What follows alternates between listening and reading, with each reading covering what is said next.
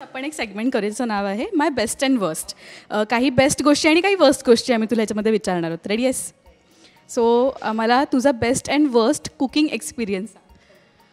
Best and worst cooking experience. Okay, best experience मी आधी सांगते. मी स्वतः नॉनव्हेज लवर नाही आहे, बिलकुल नाही आहे. फक्त डाएटसाठी वगैरे नॉनव्हेज बनवते टाईप्स. आणि मी कधीच चिकन विकन केलं नव्हतं आणि मला ते आवडायचंही नाही आणि अजूनही टू बी व्हेरी ऑनेस्ट आवडतही नाही करायला. पण जे आपण म्हणतो ना, प्रेमात पडल्यावर आपण आपल्या प्रिय व्यक्तीसाठी काहीतरी करतो की बाबा तू बाहेरचं खाऊ नकोस, मी करते तुझ्यासाठी वगैरे. सो मी फर्स्ट टाईम बटर चिकन केलं होतं आणि दरवेळेला ना मी असं सांगायचं आहे तुम्ही ते करून ठेवा, मी फक्त हे करते. कारण ती म्हणजे ते टाकायचं पण ते तुम्ही टाका वगैरे. पण त्यावेळेला मला असं झालं की नाही, मला सरप्राईज करायचं आहे. सो मी ते सगळं केलं आणि मी बटर चिकन केलं होतं. आणि आत्ता म्हणजे मी खोटं नाही बोलत आहे, पण अजूनही असे मला म्हणतो की that was my best butter chicken I ever had. भारी कॉम्प्लिमेंट होती. Best butter chicken. हो हो. अच्छा. वर्स्ट एक्सपिरियन्स म्हणजे मला बेक करायला प्रचंड आवडतं आणि मी खूप चांगले केक्स करते आत्ता. पण जेव्हा स्टार्ट मी केलं होतं आणि मला ना कोणाची लुडबुड आवडत नाही किचनमध्ये. म्हणजे आईसुद्धा आली ना मला मदत करायला किंवा काही आपल्याला हेल्प करायला जरी आली ना, तर आईला आई प्लीज यार, आई प्लीज थांब ना, नको मी करते वगैरे, अशा झोनमध्ये मी असते. सो ती बिचारी मला काहीतरी सांगायला आली होती, करत होती आणि आय वॉज लाईक की नाही, मला सगळं येतं आहे, मी सगळे इन्स्ट्रक्शन्स फॉलो करून मी माझं करणार आहे. अँड ट्रस्ट मी यार, तो मी केक केला आणि तो दगड झाला. आणि अजून एकदा मी कुकीज करायचा प्रयत्न केला होता, तर ते बॅटर अख्खं फेकून द्यावं लागलं मला. ते खूप भयंकर होतं. आणि त्याच्यानंतर मग मी कधीच आईला असं म्हणाले नाही आहे की मी तिच्यावरती अशी वैतागले नाही की आई तू येऊ नकोस किचनमध्ये. आई आली आहे तर ऑफकोर्स अनकम्फर्टेबल होतं मला, पण आई वॉज लाईक की असू दे, तिला असू दे. केक तरी नाही फसणार. केक तरी नाही फसणार. चांगले करतेस. हो हो, मी केक चांगले करते. आम्हाला पण आवडतील खायला. आता बेस्ट अँड वर्स्ट ट्रिप सांग तुझी. बेस्ट आणि worst trip. Okay, best trip माझी होती, आम्ही थायलंडला गेलो होतो. आणि 2 आहेत ॲक्च्युली, माझ्या सगळ्याच ट्रिप्स खूप बेस्ट आहेत. पण 2 ट्रिप्स आहेत. जी एक आम्ही लंडनला गेलो होतो आणि एक थायलंड आणि क्राबीला, फुकेत आणि क्राबीला गेलो होतो. लंडनचा गोष्ट अशी आहे की जी आम्हाला खूप भारी वाटतं, कारण माझं आईबाबांचं माझ्या घर, म्हणजे आई बाबा, माझी बहीण लहान मुक्ता, आमच्या चौघांचं ठरलं होतं की ताई आहे लंडनमध्ये या वर्षापर्यंत, तर आपण जाऊन येऊयात जुलैमध्ये. आणि माझं लग्न अचानक झालं. ट्रिप प्लॅन होती, लग्न अचानक झालं.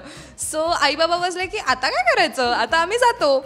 तर मला झालं की मग आईने मला विचारलं, मधुर तू येतेस का आशाला विचारूया का. म्हणलं ओके फाईन. मग आम्ही आशाला विचारलं. मग ट्रस्ट मी गाईज, कारण काय London is very expensive trip. पण मग आम्ही दोघांनी आमचे सगळे सेविंग्स काढले.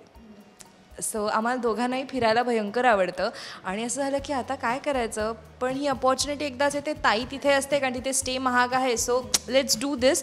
सो आम्ही सगळे म्हणजे खूप कमी सेविंग्स ठेवले आणि most of the time mostly सगळे सेविंग्स काढले आणि आम्ही ती ट्रिप करून आलो 15 दिवसांची. पण ते जे एक असतं ना की आपल्या हिमतीवर आपण इंडिपेंडेंटली आपण आपली एक मोठी ट्रिप केली, हे जे एक फिलिंग असतं ते खूप कमाल होतं. त्याच्यानंतर आल्यानंतर आम्ही पूर्ण 2 वर्ष खूप काम केलं, अजिबात ट्रिप नाही केली ऑफकोर्स. आणि वर्स्ट ट्रिप नाही म्हणू शकत मी, पण मी काश्मीरला गेले होते. सो काश्मीरला गेल्यावर मला थंडी सहन नाही होत. सो तिथे पहलगामला आम्ही वर गेलो होतो तेव्हा माझ्या गम बूट्समध्ये बर्फ साठला आणि माझे पाय म्हणजे ॲक्च्युली ते काय, तो बूट खेचून काढायला लागला आणि सगळा बर्फ गोठला होता आणि माझे पाय काळेनिळे पडले होते. आणि त्याच्यानंतर मी अख्खी ट्रिप एन्जॉयच नाही करू शकले, कारण काय मला उलट्या, ताप सगळं भयंकर झालं. सो तो एक वर्स्ट एक्सपिरियन्स म्हणू शकतो. पण ते माझ्यासाठी ना, काय म्हणायचं त्याला, खूप वाईट गोष्ट आहे. सॅड होते मी, कारण मला खूप आवडतं. सॉरी, कारण का इतक्या सुंदर डेस्टिनेशनवरती मला असं काहीतरी झालं. सो मला ते थोडंसं, मी परत जाईन पण मग प्रिकॉशन्स घेऊन जाईन. हां, प्रिकॉशन्स घेऊन जाईन. Best and worst proposal college डेजमध्ये आलेलं. आपल्या मुलींचं एक असतं ना की अरे काय प्रपोजल, हे कसं प्रपोजल होतं. आपण एक फॅन्टसी असते आपली, असं कॉलेज डेजमधले. आणि बेस्ट तर मला असं वाटतं आता आशयनी जे केलं तर ते असेल. बेस्ट तर आशयनी केलेलंच आहे, पण मला वर्स्ट प्रपोज खूप आहेत ग. कारण हे बघा कसं असतं, जो मुलगा आपल्याला आवडत नाही त्याने काहीही केलं, कितीही रोमॅन्टिक केलं तरी सुद्धा ते आपल्याला आवडतच नाही.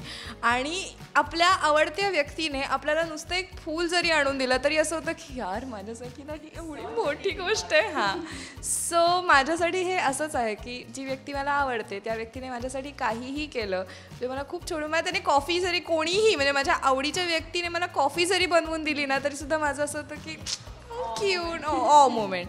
मी खूप लो मेंटेनन्स गर्ल आहे त्या बाबतीत.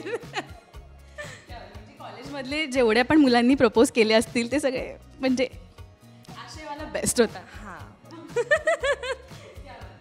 आता कलाकार म्हणून ना आपण जेव्हा ऑडियन्स म्हणजे बाहेर जातो तेव्हा अनेक एक्सपिरियन्सेस येतात जेव्हा आपण चाहत्यांना भेटतो. एखादा असा बेस्ट आणि वर्स्ट एक्सपिरियन्स की बाबा कधी कधी चाहते खूप जास्त अग्रेसिव्ह होतात. राईट.